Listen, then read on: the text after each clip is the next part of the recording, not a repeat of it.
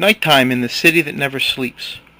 The spotlights at Ground Zero slice their way into the sky, marking the area that was once occupied by the Twin Towers of the World Trade Center. This is post 9/11 New York. This is Spike Lee's 25th hour. More to the point, this is a remarkable film from an extraordinary talent. A movie and a director attempting to define the emotions of a wounded city, and doing so brilliantly.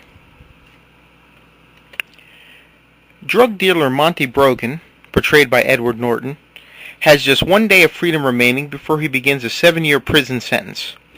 He will spend his last night in the company of his girlfriend Naturelle, played by Rosario Dawson, and his closest childhood friends, Wall Street broker Frank Slattery, played by Barry Pepper, and high school English teacher Jacob Alinsky, played by Philip Seymour Hoffman.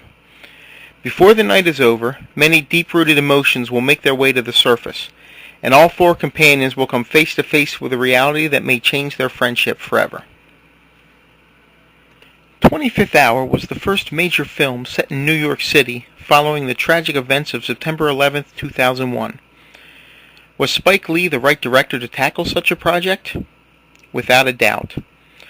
Lee's cinematic resume is chock full of movies that pull no punches. Never a filmmaker to duck or weave when faced with a challenge, Lee's credentials speak for themselves. School Days, Do the Right Thing, Jungle Fever, Malcolm X, Summer of Sam. Throughout his career, Lee has generated his share of raw emotion, tension, and controversy. New York, battered and bullied, didn't need a flag-waving spectacular or a vapid feel-good extravaganza. This particular New York needed Spike Lee. The horrific events of 9/11 are always present in 25th Hour, taking control of not only the story, but the film's overall tone as well. When Jacob meets up with Frank at the latter's apartment, which has a bird's-eye view of Ground Zero, we are quickly reminded of the time and place in which this story occurs.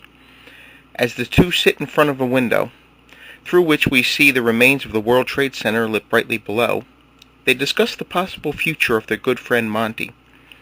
Frank tells Jacob that he believes this prison sentence marks the end of Monty Brogan, that there's no coming back from the hell he's sure to encounter over these next 7 years. The significance of this scene, in relation to the setting in which it occurs, is obvious. Like New York, Monty has been beaten down, and even his friends are counting him out. Despite the film's desperate story, there are glimmers of hope that make their way through in 25th Hour. These characters, like the city they reside in, are moving towards a healing of their open wounds. It's been a bitter challenge, an emotional journey for all of them, and it isn't over yet. Not for Monty or Naturelle, not for Jacob or Frank, not for New York City. But the healing has started. At least that's something. For Row 3, I'm Dave Becker.